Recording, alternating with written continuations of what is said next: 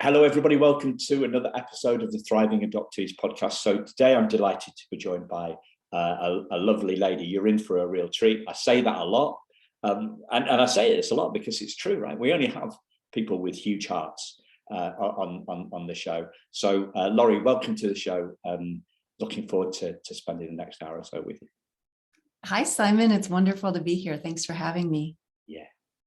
So could you introduce yourself to the listeners, please, Laurie? Yeah, I love that you use the word heart because that's kind of been a focus of mine. My name is Laurie Holden, and about 9 years ago, I wrote a book with the help of my daughter's birth mom called The Open-Hearted Way to Open Adoption: How to Help Your Child Grow Up Whole. And the premise of this book is that adoption creates a split in a person between their biology, the DNA that we're born with, and their biography, the life that's written by the people we call family. And one way to help integrate and heal that separation is through open-heartedness and through openness between adoptive parent and child. So it's a little bit of a twist on the more modern concept of open adoption, which means having contact. The deeper and more complex, more important, more impactful piece is this openness that adoptive parents can cultivate with their child. And it happens by doing our own work, by making a clear channel within us as adoptive parents between our head and our heart. Yeah. So you asked for an introduction. I got kind of sidetracked there, but I also host my own podcast called Adoption: The Long View, directed at adoptive parents who are willing to look past the wedding of filling their arms with a baby and towards more the marriage of the long-term adoptive parenting challenges that come up, not just at the beginning when they're a baby, but when they're a toddler, where they're school age, when they're young adult or adolescent and young adult. My two children now are baby adults. They are adults, but they're very new at being adults. And so I've been doing this a while. We have played in the arena of contact with all four of my children's birth parents. It has looked like a kaleidoscope at times where we come in and out, and there's lots of variables that affect our relationships there, and we roll with it and we talk about a lot of things. And then I guess the last thing about me is that I write at my own blog that's been going for almost 15 years, lavenderluz.com. Wow, fantastic. You said head and heart, right? I mean, for me, what you just said was a perfect, a perfect example of that, because from the love just comes through, right? The open-heartedness, the fact that that's the name of your title of your book, but it comes through from you.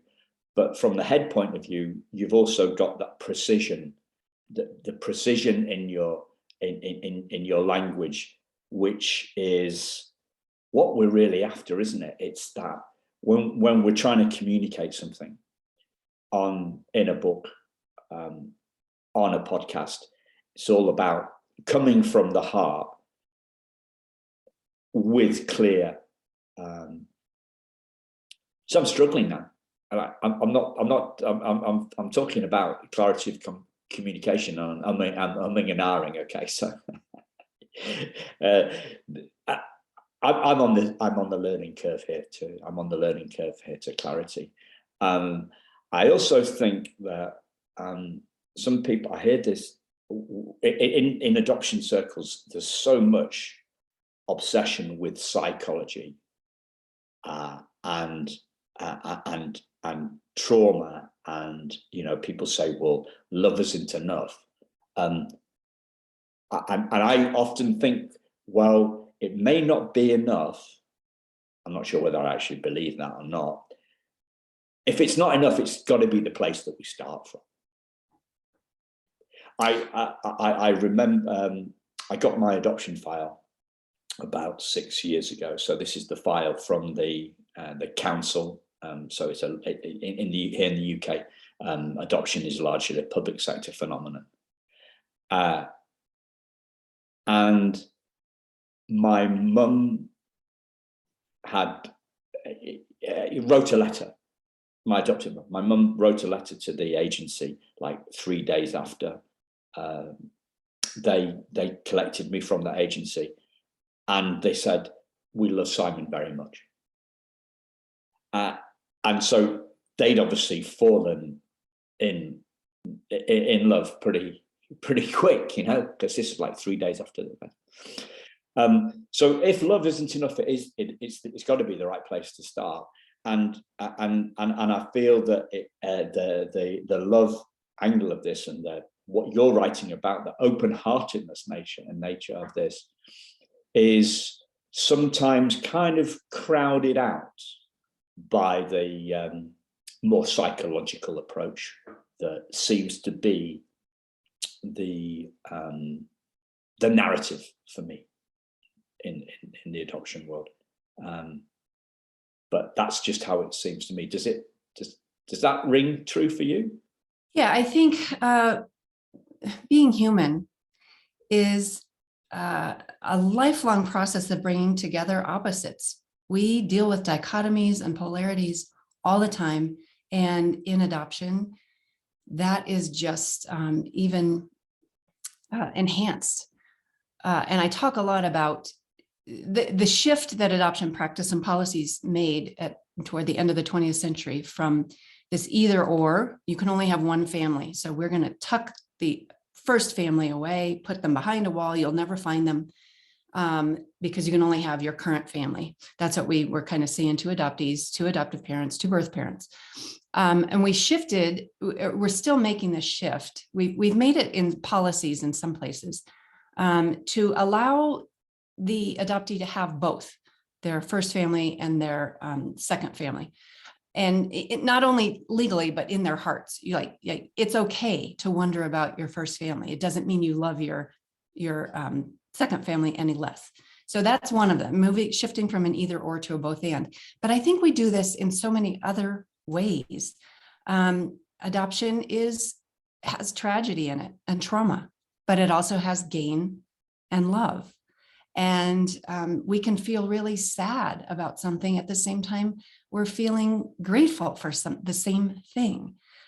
We have to, and this is kind of the marrying of the head and the heart that I talk about. When the heart is built for wholeness and connection, and the head is built for discernment and distinction.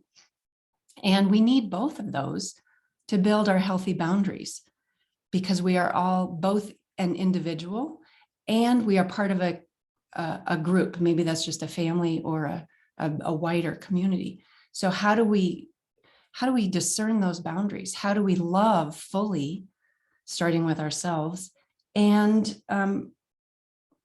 protect ourselves, with wisdom? How do we have the wisdom and the love in each moment of our journey with other people, our adoption journey with other people? Yeah. The how-to question. Yeah. And it's this ongoing marrying of head and heart, I think. The how question is a head question, yeah? Yeah, and it dives into it dives from the head to the heart, and the heart needs to inform our decisions. Decisions is a split thing. We're deciding this or this. That's an either or. When we're deciding on contact, deciding on, in the moment, how are you going to handle it when your child says, "You're not my real mom. I'm not going to do what you say." You're at a decision point there. Are you going to handle this from a healed place, or are you going to handle this from a wounded place? If you've done your work on that, if you have healed maybe what you came into the situation with, your own childhood, your own experiences, then you can make it into a response. If you haven't done that work and you have not healed from that hurt place, you're going to have a reaction. And you're not going to really make a decision, because it's going to come out automatically. You're not going to have that moment of saying, I wonder what I can do here. Sounds like you've learned this yourself, yeah? You've learned this through the contact sport that. Yes, I have yet to meet an adoptive parent of a child older than 7 who hasn't heard, "You're not my real mom." And often it is just the child pushing a button to see how they can gain control over a situation. That's human. We all want to kind of control our own destinies. They don't want to clean their room. They want to find the key to not having to comply and clean their room. And it could be that they are thinking about their first mom, their birth dad. There's, somebody, they are thinking about adoption, but we don't know yet if we haven't had that conversation, So that conversation could look like this. "What do you mean I'm not your real mom? Who made you breakfast this morning? Who's going to drive you to soccer today?" And your child has reduced you to a 6-year-old because you have not taken that moment to discern. You felt hurt, just like when the doctor taps you with a little hammer on your knee. That reflex makes you jump. The alternative, the discerned way, if you have been building this clear channel between your head and your heart, and if you have been working on your own wounded places, could be, I'm pretty sure I'm real. Here I am. I'm pretty sure fake mom didn't make your breakfast this morning. So nice try, buddy. And you also say, yeah, and Kelly's real too. Your other mom is real too. You have 2 real moms. That's the both and. Now, I wonder if you're thinking about her today. Would you like to talk about it? And so in this case, instead of disconnection, you have built in a moment of connection with your child. And that's what it's all about anyway, is that wholeness, that integration, that connection, and feeling like a safe person to your child to have their feelings. When did you realize that you needed to do your own work? I don't think there was a moment. I think I've just always known that. I don't know if you're into the Enneagram, but I'm a 4, so I have lots of feelings. And I spent the first part of my life trying not to have the feelings, and that didn't work so well. So at some point I realized that the feelings weren't quite as scary as I thought they were when I was keeping them down. They aren't scary if I let them move through. Emotions in motion, as a wise therapist once told me. What do you say? Your motion, what? Emotions in motion. If you let them move, and I think of emotions like waves, like water. And if you let them move, they can, they're more likely to move through you. If you keep them stuck, they gain power over you. And you don't even, it's kind of below the surface power. They're controlling you. You don't even know it. It's unconscious. And that's when you react instead of respond. Yeah. So one of the realizations that I came to probably about 5 years ago is I was worried about being worried. So for me, the emotions were piling on top of each other, and becoming more. And to me, that feels like becoming more solid. And if they're becoming more solid, that sounds to me a bit like being stuck rather than emotion. Yeah. You want to have like a metacognitive. You want to be able to tune into how you think. You want to be able to think how you think, but you can kind of get into it too much, like being between 2 mirrors, and it just goes back and forth. You could think how you think, how you think, how you think, how you think, and then it becomes something more negative than positive. So I had the guy that helped me see that. He talks about becoming morons, having more on our mind. So how did you break that thought pattern? How did I break it? I don't know whether I have.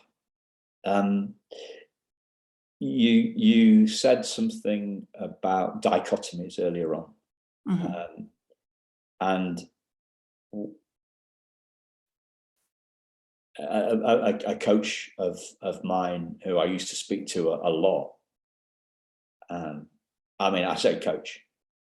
You could call her a therapist. She's not a licensed therapist. I don't know what she calls herself. For a profession, she's not really into those sort of titles. But our calls start by they start with she says okay the new, okay, which is a kind of a leg pulling statement that English people say about Scottish people. Okay the new, it's right, they don't say that, but we in our culture where we're joking about different parts of the UK. So she says okay the new, answers the phone with that, because the first time I spoke to her on the phone, I said, you don't sound very Scottish on the phone.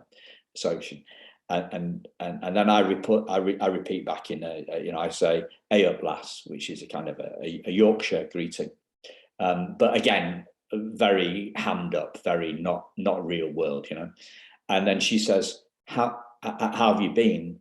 And I say up and down, and she says, me too, welcome to the human race.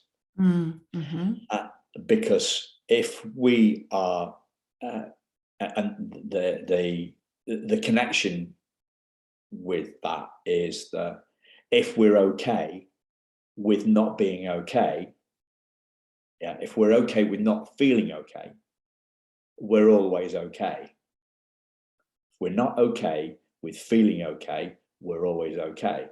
This too shall pass. This emotion will be in motion, rather than being stuck with it. So if we're stuck with it, so how you said, how have I changed, the worrying about worrying? I've changed the worrying about worrying by being less worried, by having an insight about the fact that my feelings can't hurt me. It's a wonderful insight. It's and I still fall for it, right? It's not a once and it's not a once and forever. Right. I still fall. I still worry about worrying. I still worry about worrying, but I worry a lot less about worrying, and I worry a lot less frequently, and the duration of that worry about worrying is a lot shorter. So you summed up, beautifully with those words from the therapist about emotions being in motion. And I think if you are watching your own thoughts to the point where you can realize when you're worrying about worrying and name it, I mean, that's a huge step to just recognize, oh, in this moment, this is what I'm doing. And I can choose to let that kind of go. You don't hang on to it, you let it go. Yeah. I think we, as a human race, we identify with our thoughts, right? We identify with our thoughts and we identify with our feelings. And it's always, so 1 minute I am happy, next minute I am sad. So all our focus is on the feeling, which is a variable, rather than the subject, the I amness, which is openness, spirit, infinite potential, who we truly are. We get very identified with our job roles, our roles in life, our roles in our family, something that happened to us, like I'm adopted, I call myself an adoptee only for shorthand. I used to say I was adopted. So we get kind of very focused in on, well, what's happened to us, or the role that we're currently playing. But that's not who we truly are, because that we haven't always done that. We haven't. A guy I'm listening to at the moment, he says, well, we're not our feelings, because when the feeling passes, we're still there, which is a bit of a spin out, a bit of a spin out thing for me. When our feeling passes, we're still there. So we don't lose a piece of us. You're asking We don't become less whole. We don't become less whole right when a feeling goes. right. You're doing some big work around and asking some big questions around identity. Just who are we aside from the momentary feelings? Yeah. Who are we? It's multi-leveled. Yeah. It's multi-leveled. Well, the best description I've heard about of this is I talked about this on the podcast recording I did yesterday, actually. A rugby player from the English rugby team talking about, who am I? His first thought was, I'm the voice in my head. He tried to get a meeting with the guy that has the voice in his head, the speaker of that voice. He set the meeting and nobody showed up. And when he looked again in his head for the owner of that voice in his head, the negative voice in his head, all he found was a load of old beliefs, thoughts and beliefs. And when he saw past that, he discovered infinite potential. And that's who we are. You're reminding me of that scene in The Wizard of Oz where, the Wizard of Oz has this aura of being all powerful and awe-inspiring and awesome. And then you find out it's just a little guy behind the curtain, madly trying to hit the right button to get the right result. And then I do think that sometimes when we do this inner work to find out who is the voice in my voice, who's the voice behind this, who is making me behave this way, and you can start to uncover that, you find that it's not this awe-inspiring, hugely powerful thing. It's a scared little person madly trying to get the results they want. Yeah, it's the angry ego that's shouting somebody down, isn't it? I was talking to somebody in the swimming pool, and she had been into a butcher's shop and saw that the butcher was selling hares, like rabbits, and they're an endangered species, and so she'd suggested that he shouldn't be doing it gently, and he'd said, I don't need to justify myself to you. I think this was on an email. I think this happened on an email or a message on Facebook or something, and it was the ego coming back, wasn't it? It's the ego. Well, he didn't ask. This lady doesn't think that she didn't ask him to justify himself, but he got defensive. His ego got defensive. He became the because there's two ways the 7-year-old child can go, right? It can go to anger, or it can go to despair. And blokes, men, just a massive stereotype, will often go to the anger stuff. I'm taking us a bit off subject here, but I think sometimes it's easier to see this stuff in other contexts and with other people. It's hard. Another mentor of mine once used a line that I love, which is, it's hard to see the picture when we're in the frame. and that's why doing our work involves a therapist, a coach, an author, somebody else reflecting a different view that may catalyze change within ourselves. Yeah, so that we can see ourselves from not only the inside when we're kind of doing this work, but also from the outside, like a more objective perspective of ourselves. Sometimes that's harder to get on ourselves, and we need help getting that. Yeah. From somebody who is outside ourselves. Yeah. So what have you learned whilst doing your own work, Laurie? I have found, well, a couple of things have helped me to continue to move more to a place of responding instead of reacting. Some of those are principles from DBT, dialectical behavior therapy, which is, and I'm not going to do this, but very well, people should look it up. But this is bringing opposites together, being able to, DBT is a therapy that's used for people who have big emotions. And it helps us to make space for competing emotions and not be so afraid of emotions. And so there's a lot of, it's quite an extensive toolbox within that. Sometimes it's one technique is returning to your 5 senses when you start to feel yourself spinning out.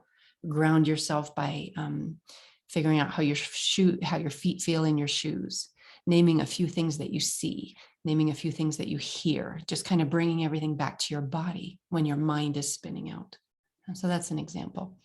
And then I think a lot of things, leaving the DBT behind, because that's a huge subject, and it's well worth research into. But the second thing that I find myself resorting to often in adoption situations and in just my life is, the 12-step, so the serenity prayer that is used in so many 12-step programs. And it's kind of what we've been talking about. Do you know how, there's 2 different versions of it, and I sometimes get them mixed up. God grant me the courage to change what I can. So courage is one piece, to make change where you need to accept what I can't change, and then the wisdom to know the difference. So that's just another way of discerning between, does this situation call for courage or acceptance?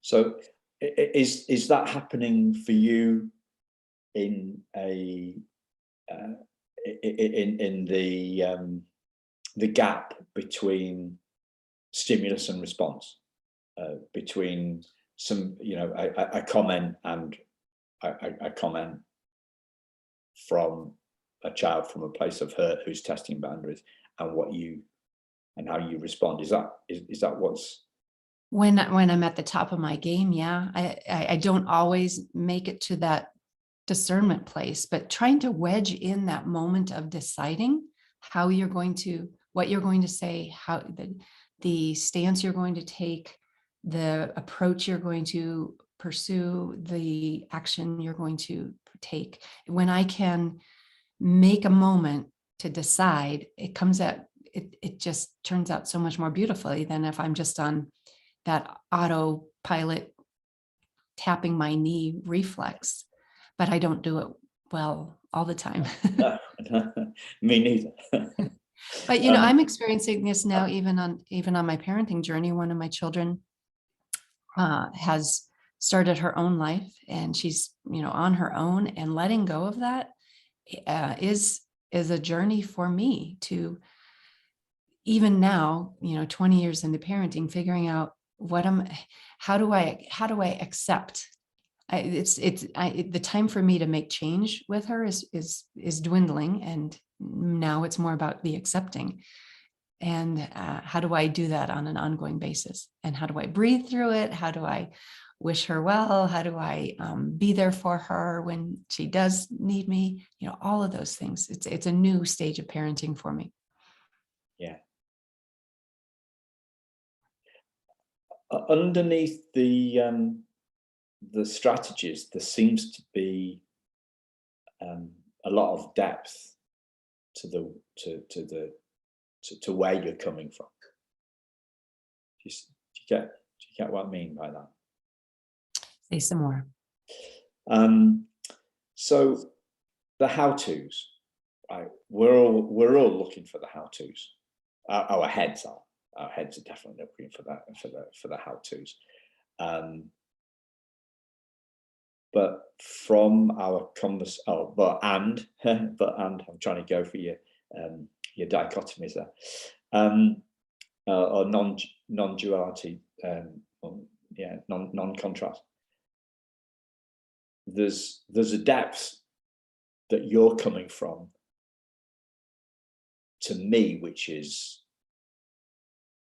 far deeper than a strategy like, remembering the serenity prayer when I'm facing a tricky situation. Yeah, I think if nothing else, adoption as our playground this is where you and I live. Yeah. But this is something that all humans deal with. We just deal with it in this arena. Is so much more complex than adoptive parents were led to believe, possibly birth parents were led to believe. Of course, adoptees get this from very early on and they don't ever move into it. That's just where they start if they were adopted as babies. So there's just such complexity here, and that is depth. There is not going to be an easy thing that makes everything better. There's layers and layers and layers, and underneath those layers are more layers. I think so. I have a yoga practice. I've been practicing yoga about the same amount of time that I've been writing on my blog. And there's so much in yoga for me that feeds that helps me deal with the complexity of being an adoptive parent and being human. The most simple, basic strategy that gets me to the other strategies is to take a moment to breathe and ground and move back into myself from wherever my mind has me to move back in here. Yeah. And if I do that on my mat once or twice a week, then I have the practice in my body for when I'm out in the world and experiencing frustrations in traffic and at the store and here in the home with my kids or whatever. That one moment can really make a difference. And what do you find there underneath that? When I find that moment to breathe, I can access a point where all is well, even if everything around me is flying, is chaotic. In this moment, in this place, all is well. I can sometimes find that decision tree of, am I going to change this or am I going to accept this? And I just keep breathing, and then I get an intuitive hit of which direction to go. I'm making it sound very simple, but it's not. It's a practice. It's something that you build and build and build day after day, moment after moment. And I'm not a master of this at all. I just keep practicing. Are you talking about the yoga practice, or are you talking more about both? Yeah. The practice of just breathing and being present in those moments of chaos. I can find order here if I take a moment to find it, to tune in. And what do you find when you tune in? I find that brief moment of stillness where I can make a decision. And that decision is to have courage to affect or to change something, to say something, to influence, or the decision to accept. That's putting in very stark terms. Yeah. What did you say? The brief moment of? I don't remember. Peace. It helps me just to ground and find that clarity of in that decision point.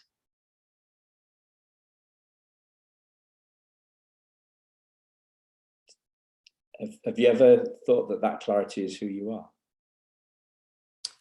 I think I am the clarity, and I think I am the chaos. And that there's a Native American story about, like, I have a wolf on this side and a wolf on this side, which wolf will win? And it's the one you feed is the answer. So I think the more I feed that clarity, calmness, groundedness, the more that is who I am in that moment. And the more I feed the chaos, the more that's who I am in the moment. Yeah. But I certainly have the potential and the capability to be both, either and both. Well, we're back to that identity piece, right? Mm-hmm.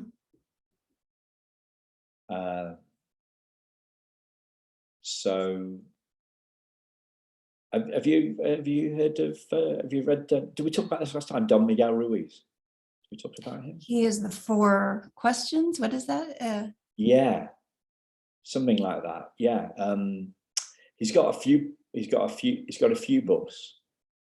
Funnily enough, I didn't like the 4 what's-its at all, but I loved the first 20 minutes of another one of his books. It's called The Voice of Knowledge. And the first 20 minutes are about, well, if we were to say peace, you found peace. And you said something like, there's a brief moment of peace, and in that moment, I have an intuitive shot of what to do. I think is kind of what you said. Yeah. Mm-hmm. So if we were to simplify that to peace, right? And I said, is that peace who you are? And then you went to the which wolf do I feed? Don Miguel Ruiz in the Voice of Knowledge, the Voice of Knowledge in the first 20 minutes, which is just like, so he's a Toltec, like he's the grandson of a Toltec shaman or something like that. So it's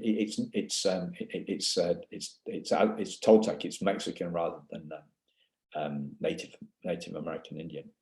Sorry if I've got the names wrong, people on that, on the listeners on the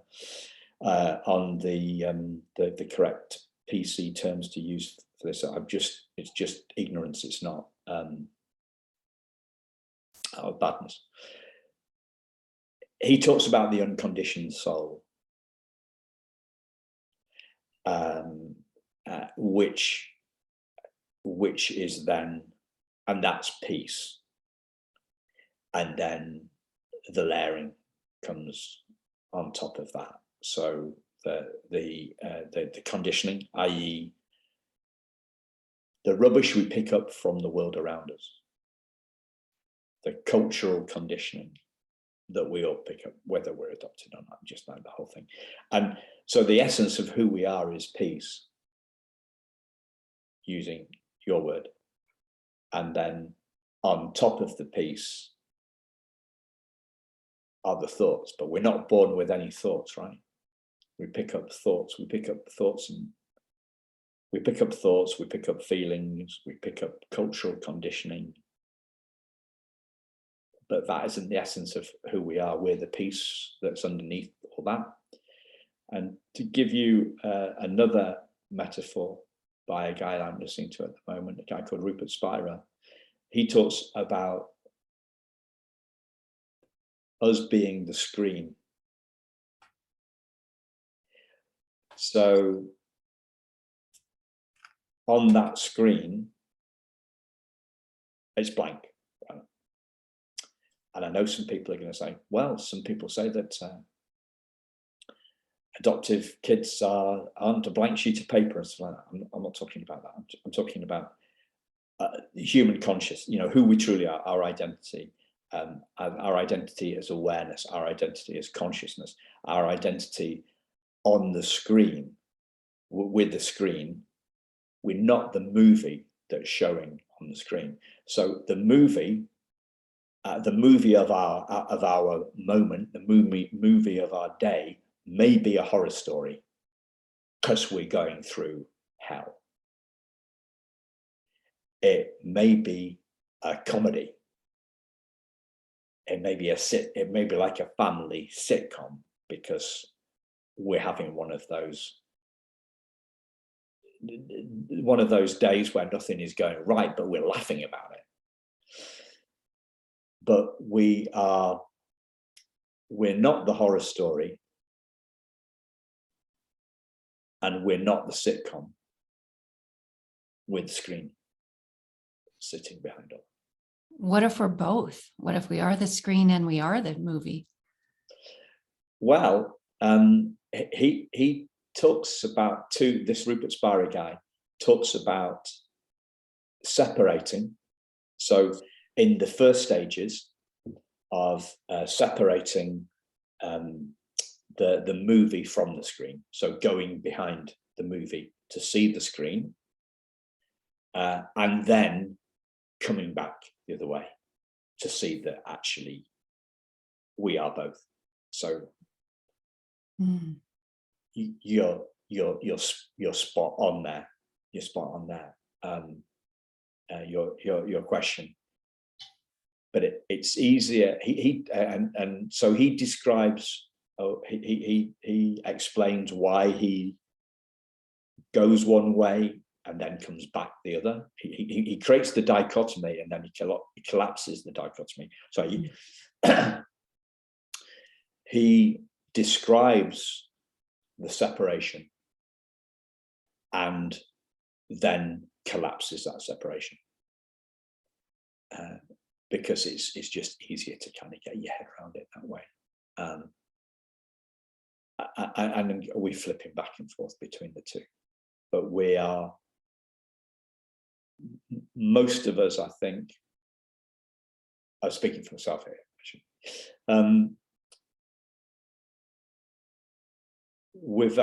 I'm very caught up in my thoughts and my feelings, and therefore for me it's kind of easier to explore the contrast, explore the dichotomy than it is for me to embrace the unity. I think that's probably just where I'm at my learning. Fascinating stuff. Yeah, we're covering a lot of ground. Very deep conversation. And this is the way. It's in that depth that the changes happen, in my opinion, or not in my opinion, in my experience. He makes a wonderful distinction. This Rupert Spira guy, he said, well, there's only two options in terms of belief. We can believe in our experience, or we can believe in a thought. He sums it up perhaps better than that. Trust. We can trust in our experience, or we can trust in our belief. And in my experience, what changes in doing our own work is when it's deep. Like it changes at the heart level, and then the head catches up. Like, so it's a strange analogy, but hopefully a useful one. In the UK, the house builders, they build houses to sell, right? They don't build houses for people to live in. What the builder wants, the large scale house building contractor he wants or she wants that house, those houses sold as fast as possible, and so they often have great curb appeal and big hallways, because you're attracted in by the curb appeal, and then you open the door and you see the big hallway and you're impressed, right? That hallway serves very little purpose after you've moved in, but we buy on emotion, the good feeling of a hallway and grandeur and this and then we justify that we're human.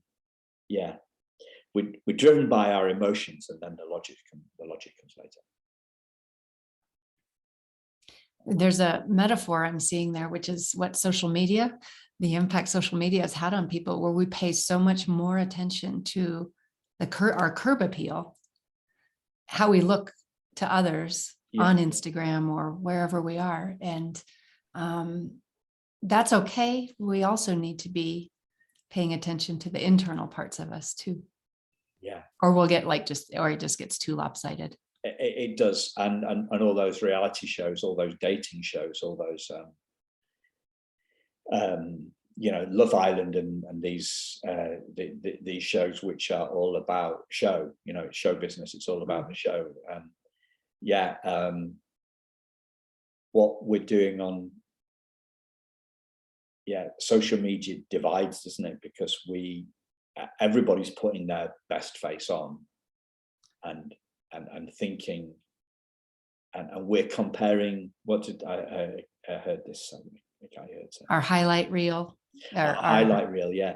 We're comparing what's going on their outsides with what's going on in our insides.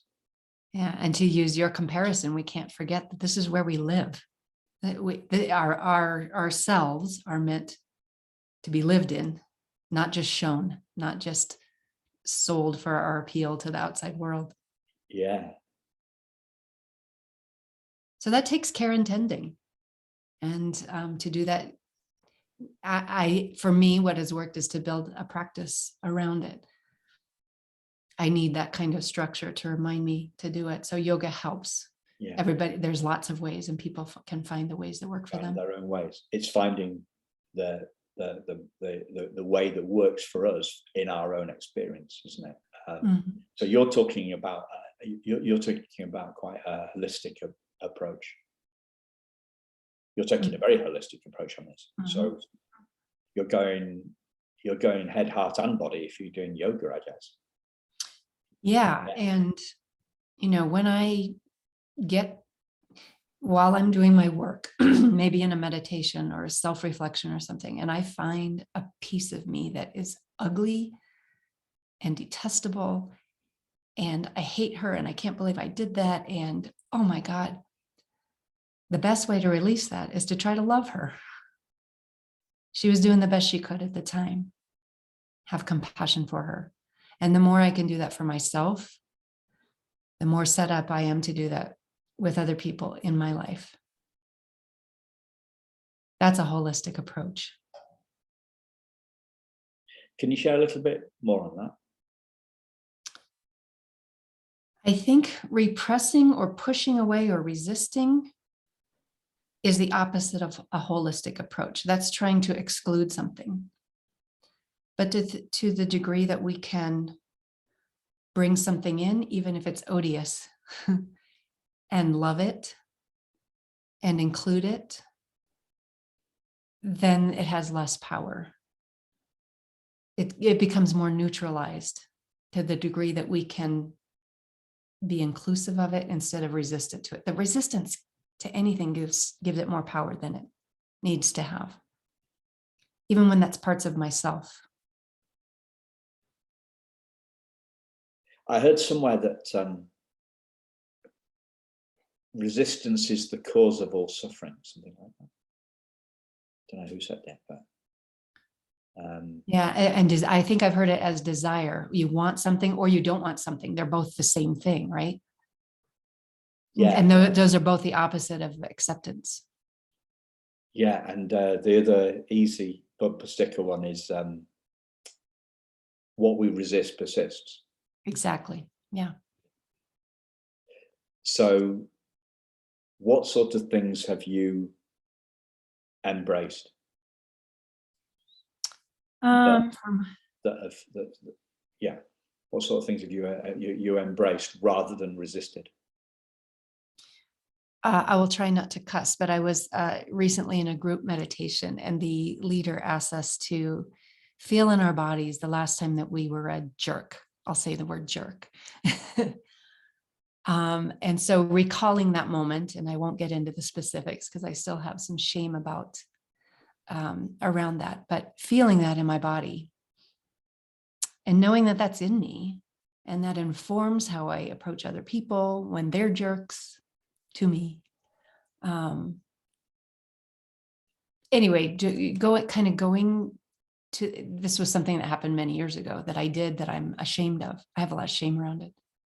And to the degree that I can love that girl who did a really mean thing and look at her reasons why, where she was in the moment, what motivated her to do that, that sense of separation she must have felt, and then love her in spite of her bad behavior. That was a small breakthrough moment for me. And the next moment in the guided meditation, the leader had us imagine a time when we had done something very generous, very kind, very loving. So to notice those two distinct feelings in your body that you have about yourself when you're imagining those two parts of us. I mean, both of those are me. Both of those are my experiences. Both of those I hold in my body. But to be able to look at them and incorporate them, and to actively, consciously incorporate both of those experiences into my body and my psyche, I think was very healing, very releasing. And, I don't know what the ripple effects will be, but I think I came out of it more whole and more loving than before that moment. I often name check a book called the Power versus Force by David Hawkins. Have you heard of that book? I have not. He has it's a great book about consciousness, and he has a scale of human consciousness that goes from 0 to 1,000, and 0 is dead, 20 is shame, 180 is pride, unconditional love is 500, I think.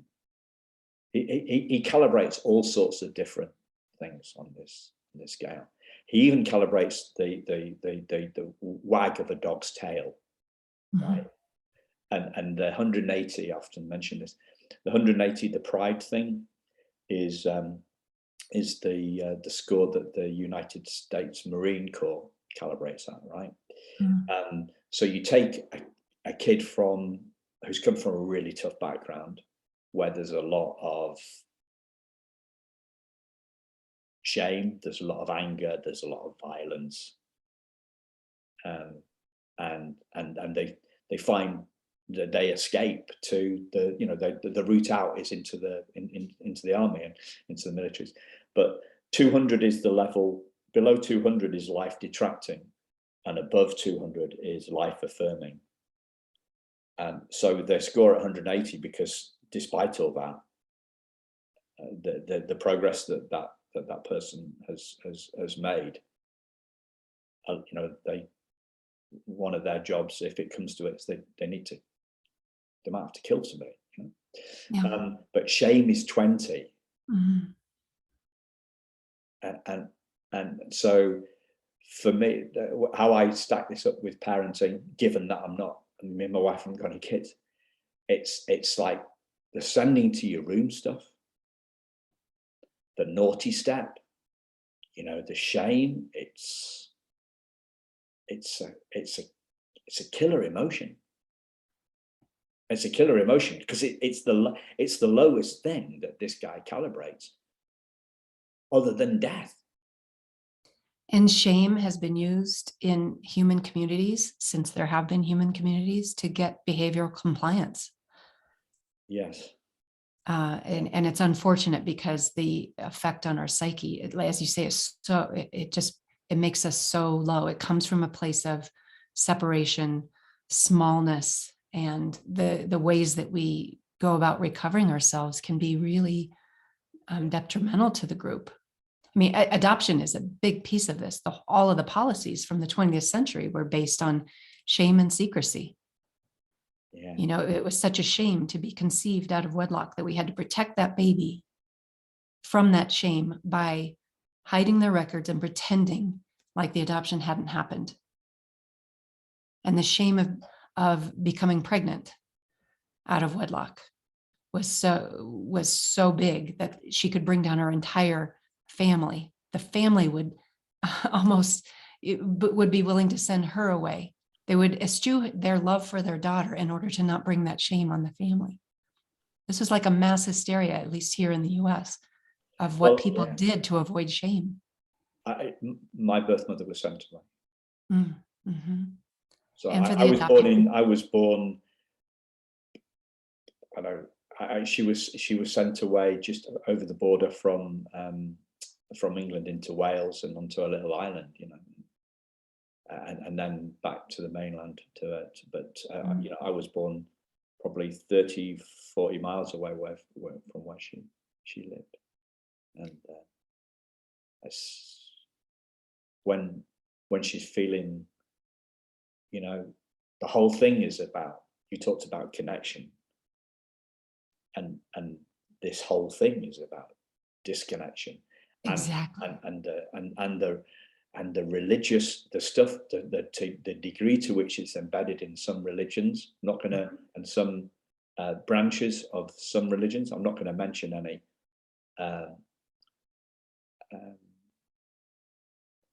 Religions are not exempt from using shame to get behavior compliance. In fact, they're at the forefront. They have been historically. I went to the Vatican. Rome's one of my favorite cities. I've been a few times. I went to the Vatican and I saw people. I'm sorry if this offends anybody. That started, so I'll finish. I saw somebody kissing like a concrete foot or a statue, stone foot. Mm-hmm. And I was shocked, and shocked wasn't the right word, but there was one of the Pope's. He's got his own private army, hasn't he? The Swiss Guard. He saw my disdain with this statue, this foot, somebody kissing a foot, and he gave me one of the most evil looks I've ever had in my life. Shame on you for not honoring our tradition. Yeah. He knew that I was, that's very insightful. You put it far more politely than I would have done. But it's that control thing. And back to, adoption and how we have done it and what we're coming out from under. That shame guided us to pretend like something big hadn't happened, that the woman and maybe the man hadn't had a childectomy. She was supposed to forget about it, never think about it again. That which we resist persists. The child was supposed to never wonder about their origins. Adoption isn't a big deal, so they'll never think about it. And adoptive parents, you don't need to figure out how to deal with this because there's nothing to deal with. So let's just all pretend it didn't happen. That which we resist persists.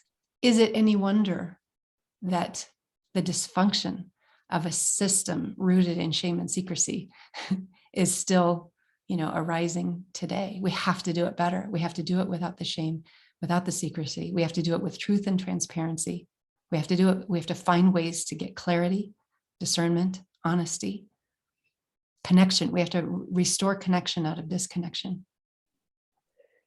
And the hopeful part of this is that it starts with us. It doesn't. I see a lot of people waiting for change, or trying to force change, coming from anger to force change, and that they're just going to get. I'm told. I've been told by somebody, Joy. She was on one of the early episodes of the podcast. She's an advocate for adoption here in the UK. Her episode, I put a link to it, actually. It's a stunning one. She was found alive next to her dead twin sister in the bush in Africa, Oh my gosh. during a war in Africa, and adopted to the UK. But she was telling me about some advocacy work, and if we go, and she said that as soon as the politicians here in the UK, and what we see on the television, it's the same in the US. There's quite a lot of childishness in the politicians, quite a lot of acting out, quite a lot of anger, quite a lot of division.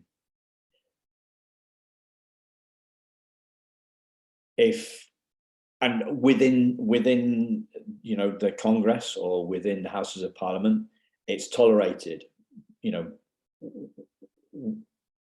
They tolerate it amongst themselves.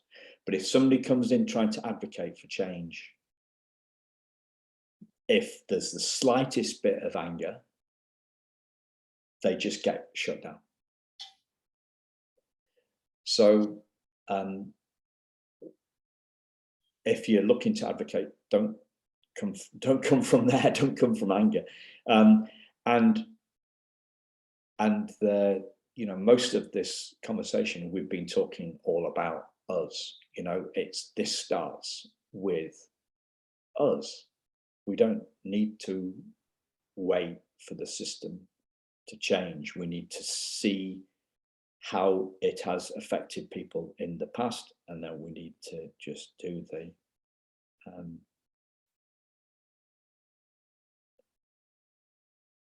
coming from a place of wholeness and open-heartedness. We do what did you say? From that place of peace, I get the intuitive hit of what to do next. Right. My sister and I have created something in the yoga space called the Root to Rise Yoga Teaching Method. And we called ourselves Root to Rise because it's a yoga term. There's something called tree pose, and it kind of is tied in with that. It's applicable here because what you're saying is that the more we can root ourselves first, the better the branches and the leaves, the stronger, the more resilient, the more impactful they will be in the world. If we don't do that rooting first, that moment of peace, that moment of clarity, if we go straight to, I'm going to affect change without also doing the parts through our trunk and roots into the earth, really rooting in something, in grounding in the ground, in the earth, then it's just not going to be as effective. And it's iterative. It's not like you do this once, you root and you ground, and then you go out and spread whatever it is, vibration you want to spread in the world. You're always rooting so that you can rise, and you root and you rise, and you root and you rise. Yeah. And it's a cycle. And you're talking about rooting and rising in your home and in the world. Yeah. As a human, you're doing both. You're rooting in yourself. You're knowing yourself. Socrates said, know thyself. And then you're interacting with others, with the world. That's the rising. If you do just one part, you're lopsided. Yeah. So I've heard that Socrates quote, and I loved it. My question, the question that's playing around a lot on my mind is, what does he mean by self? What is it? I think that's part of the inquiry.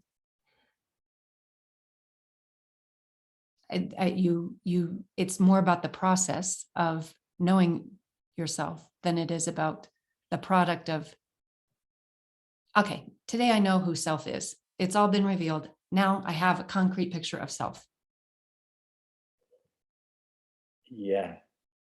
It's the process. It's the doing it every day or every whatever. Yeah. This Rupert Spira guy that I was talking about, he calls part of his process self-inquiry. So. Mm-hmm.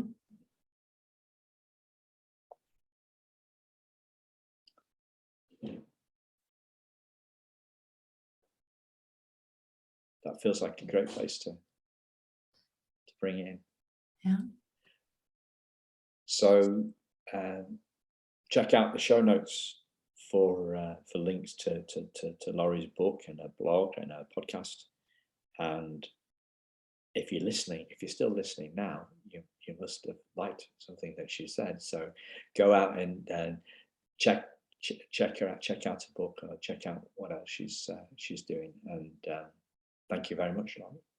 Thank you, Simon. It's been a pleasure talking with you. Absolute pleasure. Thanks a lot. Thank you, listeners. Goodbye.